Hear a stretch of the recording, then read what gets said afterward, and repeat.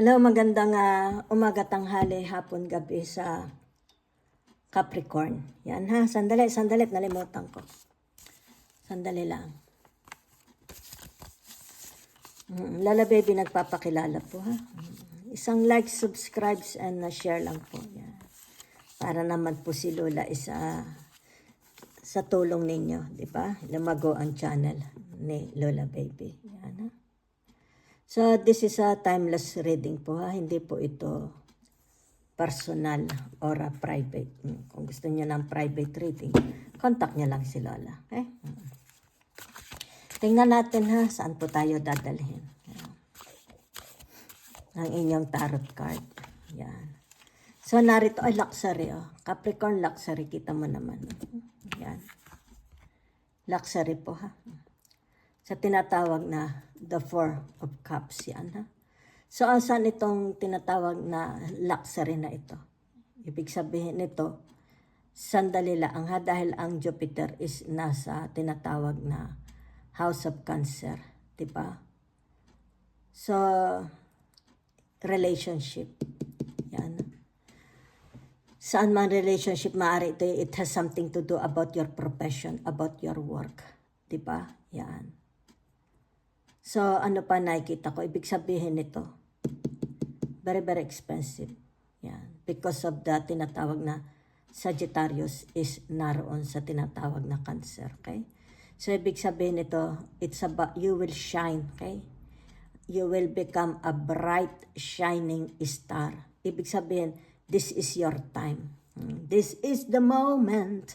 Yan, no? It's like parang kang titindig sa gitna ng stage, all the spotlights is looking upon you. Yan, no? Kita ninyo.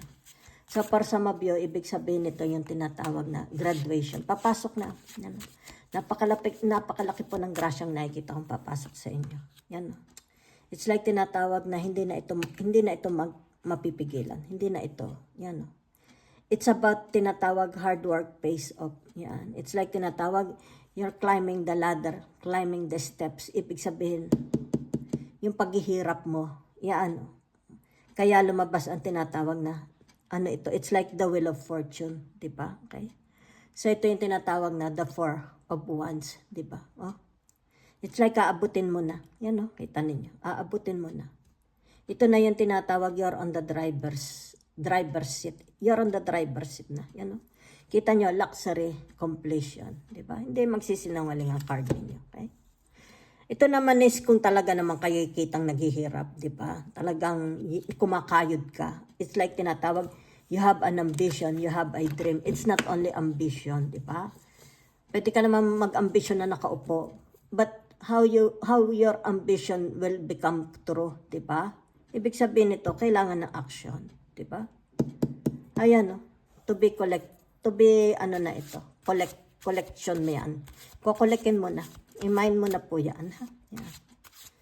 Eh, pero kung halimbawa, wala ka namang ginagawa, nakaupo ka lang doon sa tabi ng poste, wala, diba? Ito yung tinatawag mga taong gustong mabago. They are working hard para mabago ang kanilang buhay. Diba yan, no? Well, tinan nyo sa Four of Cups, luxury, completion, sa tinatawag na the Four of Wands, and dito sa Ten of Wealth. Palo ka, di ba?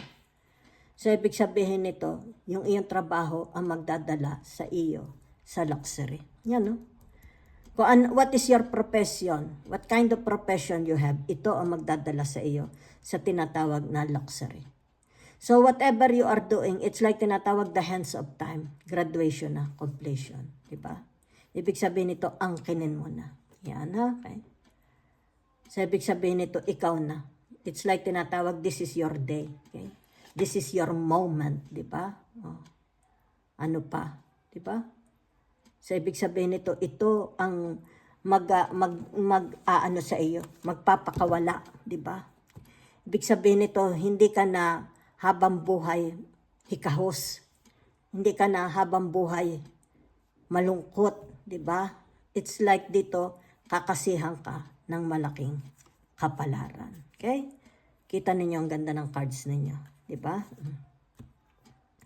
So, yan o. The Three of... Kita mo naman o.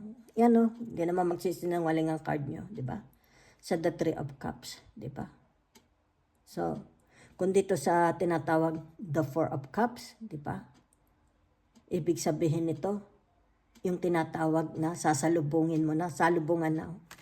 Ibig sabihin nito, tanggapin mo na, ganyan mo na yung kamay mo, di ba?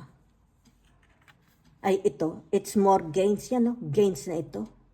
Let's say sabihin natin, dito makaka-afford ka ng bumiling bahay, kotse, maganda sapatos, jewelry, makakapag-shopping ka na, di ba? It's like tinatawag, tanggalin mo na lahat yung mga luma mong damit. Yan, no? Di ba? So, ano ibig sabihin, yan, no? Kita mo abundance, di ba? So, ibig sabihin nito, yung tinatawag na yung relationship to others, very, very abundance. Sila ang magdadala sa iyo sa tinatawag tagumpay. Because of your hard work, pinatunayan mo lang naman, di ba? Pinatunayan mo lang naman yung iyong tinatawag what you are capable of. Congratulations.